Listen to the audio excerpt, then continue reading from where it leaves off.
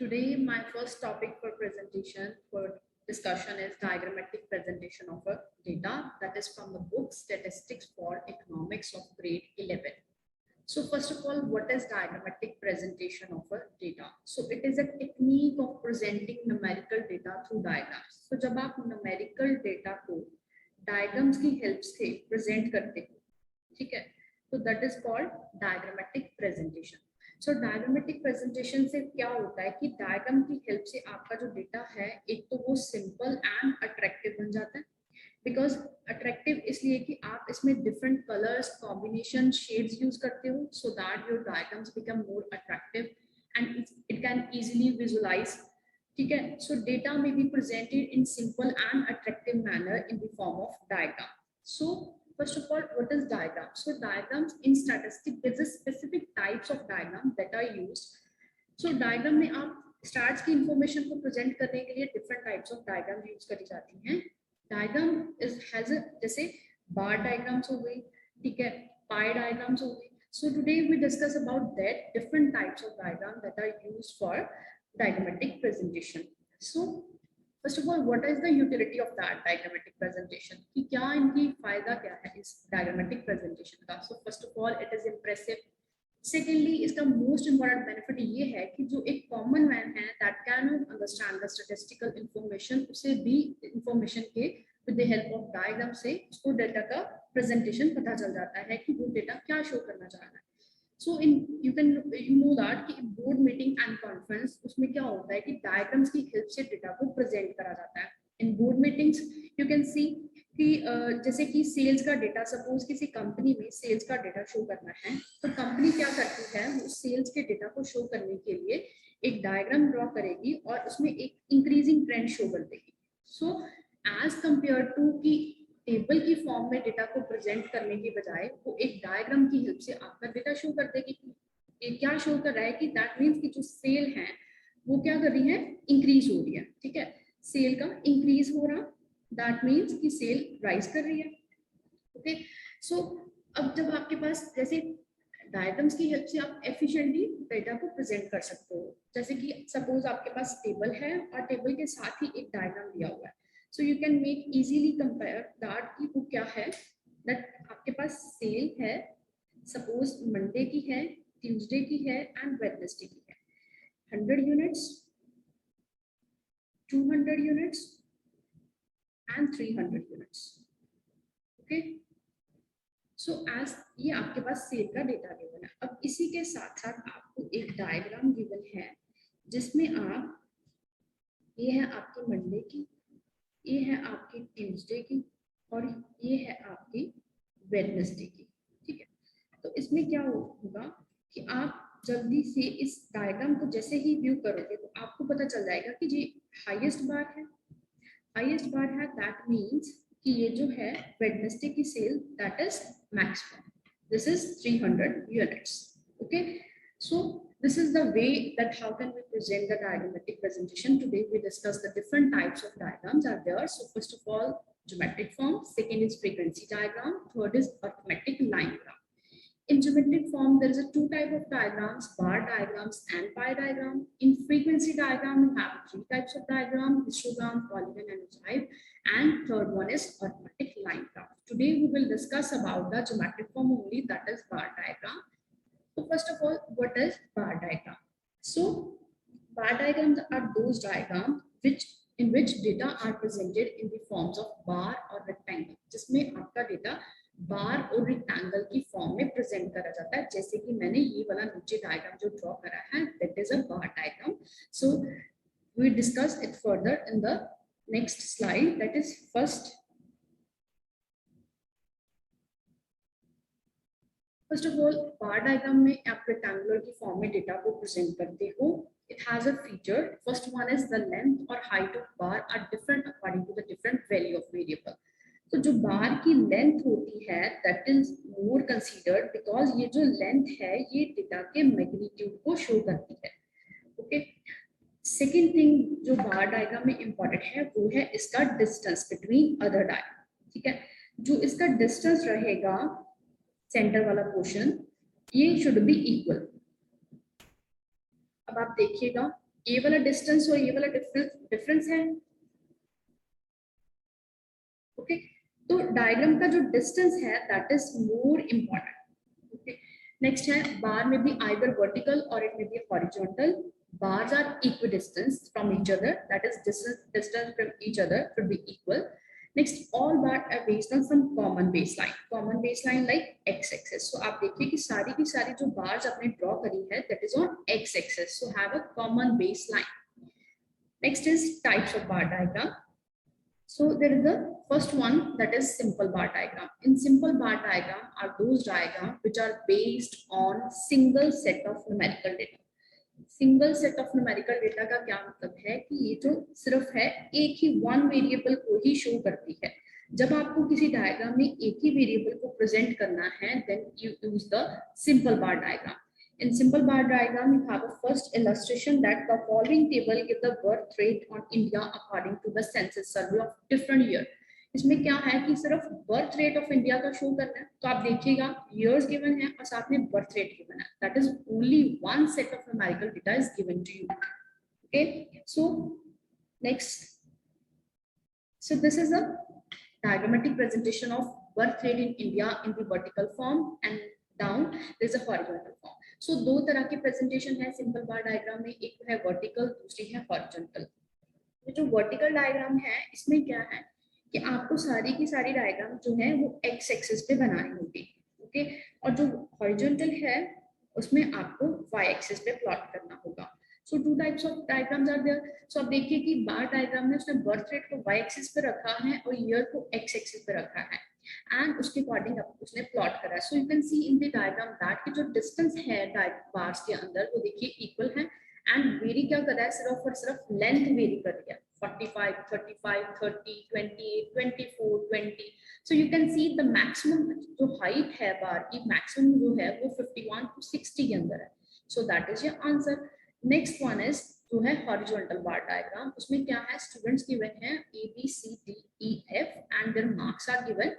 So horizontal bar diagram में marks को x axis पे रखा है और student की category को y axis पे रखा है, तो उसके अकॉर्डिंग उसने प्लॉट करा। अब आप देखिए हॉरिजॉन्टल फॉर्म में जो मैक्सिमम बार है वो है ए की, दैट इज जो मैक्सिमम नंबर है स्टूडेंट के वो है ए, उसके हैं 300 मार्क्स। सो ए को उसने शो करा according to the length of that बार।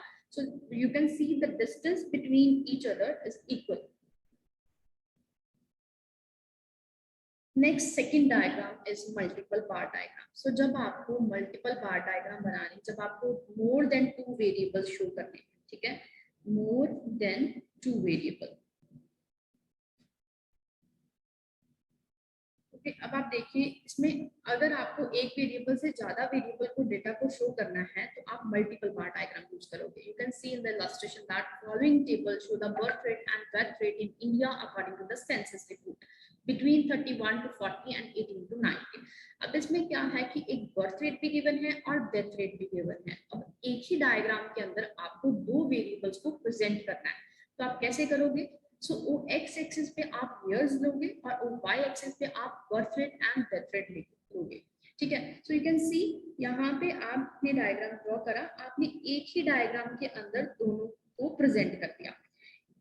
ये जो पार्ट है ये बर्थ रेट को शो कर रहा है और ये जो पार्ट है ये डेथ रेट को शो कर रहा है। Okay, so you can see the maximum highest bar is 46 and जो डेथ रेट मैक्सिमम है वो है 36। So different shades and colours are used and distance between each other is equal and only length is varied according to the magnitude of data. So that is the answer that 31 to 40 maximum birth rate is 46 and death rate is 36. So next third one is component bar diagram. In component bar diagram are those diagrams which simultaneously present the total value as well as the part value. अब इसमें क्या है, आपको total value के साथ साथ part values भी present करनी है। That means कि आपको एक बार बनानी है जिसके अंदर आपको total value भी शो करनी है और उसके parts भी शो करने हैं। Okay, so ये इसका फर्स्ट पार्ट, ये सेकंड पार्ट, ये थर्ड पार्ट, ये फोर्थ पार्ट।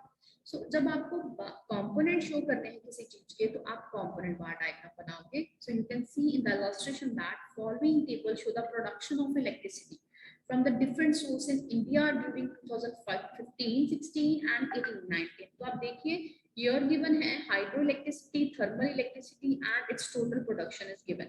So अब क्या करा इन्होंने, डायग्रामेटिकली प्रेजेंट करने के लिए टोटल प्रोडक्शन का जो है 110 उसकी डायग्राम ड्रॉ करी और उसके जो कंपोनेंट्स है दो, first one is 46 of hydro and next is 64 of thermal.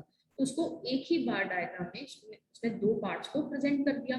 So this is a component bar diagram. Next one is percentage bar diagram.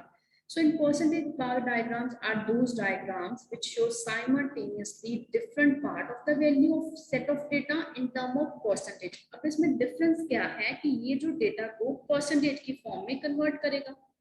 अब जो last बार हम लोगों ने discuss करी वो ये थी कि एक ही बार के अंदर components का present करना. But in term of percentage के case में क्या है कि जब आपके पास huge mass of complex data है तो आप इसको कंपोनेंट्स में डिवाइड नहीं कर पाओगे. So you have to first convert the data into the percentage and after that you present the data into the in the form of component bar diagram. So the percentage bar diagram are used generally when the values of a high magnitude, as you see in the illustration that gross domestic product by industry of region is that in 1718 to 1819 year given है and sector given है primary, secondary and tertiary. So आप देखिए जो figures given हैं that are so complex that you cannot present the data in the form of component bar diagram. So you just first convert the data into the form of percentage. So आप percentage में कैसे data को convert करोगे, जैसे कि आपके पास first figure है 039 divided by 12104,165 into 100. ठीक है, तो आप ऐसे करके data को percentage में convert करोगे. Okay, so on the next slide you can see the answer is 14.9. तो 14.9% आ गई फर्स्ट वन की, ऐसे ही सेकंड वन की आ गई 23.2 एंड थर्ड वन की 61.9 एंड टोटल हो गया 100%. ओके, सो अब आप क्या करोगे, डायग्राम ड्रॉ करोगे. So सबसे पहले before drawing the diagram you have to calculate the CF, that is cumulative frequency. तो CF कैसे कैलकुलेट करा जाता है, फर्स्ट वाले का आप ऐसे 14.9 लिखोगे, सेकंड वाले का प्लस करोगे 14.9 plus 23.2 that is 38.1 and then 38.1 plus 61.9 that is 100. ठीक, तो जब आप प्लॉटिंग की बारी आएगी, जब आप इसको प्लॉट करोगे तब आप प्लॉटिंग करोगे CF की, that is फर्स्ट जो होगा आपका प्लॉट वो होगा 14.9 का और ये स्टार्ट होगा यहाँ से. सेकेंड प्लॉट होगा आपका 38.1 का, वो भी यहाँ से स्टार्ट होगा एंड जो थर्ड होगा वो पूरा का पूरा यहाँ से स्टार्ट होके 100 का. Okay, so this is the form of percentage bar diagram कि आपको कैसे प्रेजेंट करना है इन द फॉर्म्स ऑफ बार और आपको कैसे पार्ट्स को डिफरेंट पार्ट्स को शो करना है. Okay, is it clear? So now the time is to discuss the deviation bar diagram. Deviation bar diagram is the diagram that are used to compare the net deviation of related variable. So जब net deviations को compare करा जाता है, यानी कि जब आपको deviations देखने हैं positive और in the negative, deviations are the difference. जब आपको difference check करना है, might be it may be in the form of positive और it may be a negative. So जब deviations use करने हैं तो आपको deviation bar diagram बनानी पड़ेगी. So इस बार का ये फीचर है कि इसमें आप positive figure as well as negative figure दोनों को प्लॉट कर सकते हो. As you know on X X किसी भी एक्सिस के जो अपर वाला पोर्शन है that is of positive part and जो लोअर वन पोर्शन है that is of negative part. Okay, so इसकी हेल्प से आप बार डायग्राम से आप कंस्ट्रक्ट करोगे ये सेविंग एंड डेफिसिट का data. So you can see in the deviation bar diagram, saving and deficit of year 14, 15, 16, 17, 18 and 19 is given. 30, minus 20, 10, 15, minus 25, 20. So देखिए इसको present कैसे करा है. इन्होंने x एक्सिस पे ली कॉमन बेस लाइन और y एक्सिस पे लिया इन्होंने सेविंग और डेफिसिट दोनों को जो सेविंग वाला पोर्शन था, जो पॉजिटिव फिगर्स थी उनको उन्होंने अपर एक्सिस पे शो करा, और जो नेगेटिव वाली फिगर्स थी उनको उन्होंने डाउन एरिया पे शो करा। सो ये क्या है, डेविएशन शो करी है, positive figure are on the upside and negative figures are on the down area. So this is all about of today class. Thanks for attending my class. Rest of the topic we will discuss in the next class.